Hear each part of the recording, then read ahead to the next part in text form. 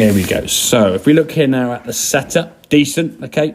Taking the club, wrong one. Taking the club away now on this left-hand side. Club's going back nicely.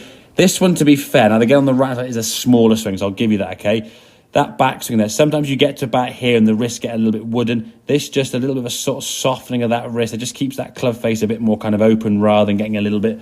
The less wrist you've got on the way back, the less you have to kind of flick them to close it, yeah? If there's a bit more set with that wrist, it's going to be a little bit easier to hold the club face angle a bit more. But as you come back to the golf ball now, this right foot, as you can see, is going forwards. Before impact now, it's sort of probably 45 or 30 degrees up on its toe there. You're hitting the golf ball now, this foot's kind of going up and around. It's just going to cause you to get very stuck.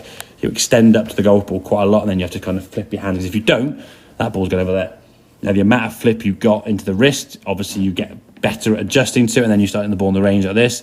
And then when you were on the range the other week and the wind was blowing that way, you were probably hitting it over here somewhere, but it was ending up kind of there because the wind was sort of counteracting it, yeah? Just being mindful of what conditions you're in when you're practicing, okay?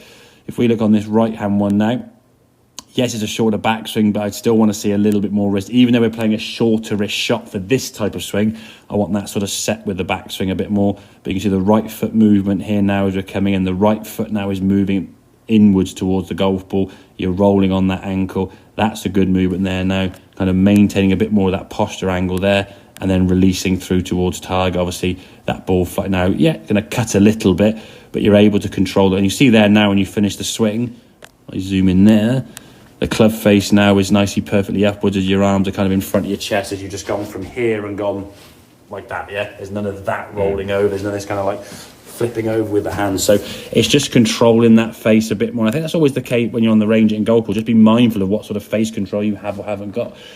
You said you're feeling a bit more flippy now. You're able to feel that, which as much as being flippy is not a good thing, being able to feel it is a good thing because it then showcases you when you're on the golf course. Okay, hang on, I've got this going on, okay? And in some ways, how to try and reduce that. Like I say, trying to stay less flippy is quite tricky because you want to be aggressive with impact, okay? So I would say for you, if you are getting that hooky one, bit more set on the way back, bit more body release, yeah? Just to try and keep that club behind the hands a little bit more. If you just try to sort of slow the club face down, you just tend to stop your body a bit more and you're just going to flip it even more so, I would say. So work on trying to use the body more from here. So you're going to twist that lower half there. Nice, that right knee going in towards that left. Nice movement there now. That club's working on a good plane, good path into the golf ball, good release. Yeah, exactly. Oh, your arms have got, yeah, exactly. Yeah. I mean, look at there now. I mean, that's got like nothing and that's got plenty of space, yeah? So yeah, it just gives you that space for your arms to kind of this way rather than that way. And if your hips go forward, you stand up, the path gets behind you, you push up the right. Unless you flick it, you're going to block it right all day. But if you're playing a left to right wind, if you start over there blocking it and the wind's going that way, ends up over here somewhere, yeah? So you're going to have to start using your hands. And that's maybe where you got into that sort of, oh, ball's going nicely. But yeah, using more the hands rather than the actual correct technique with the golf club. Okay, mate? Yeah. Makes sense? Yeah, cool. Good man.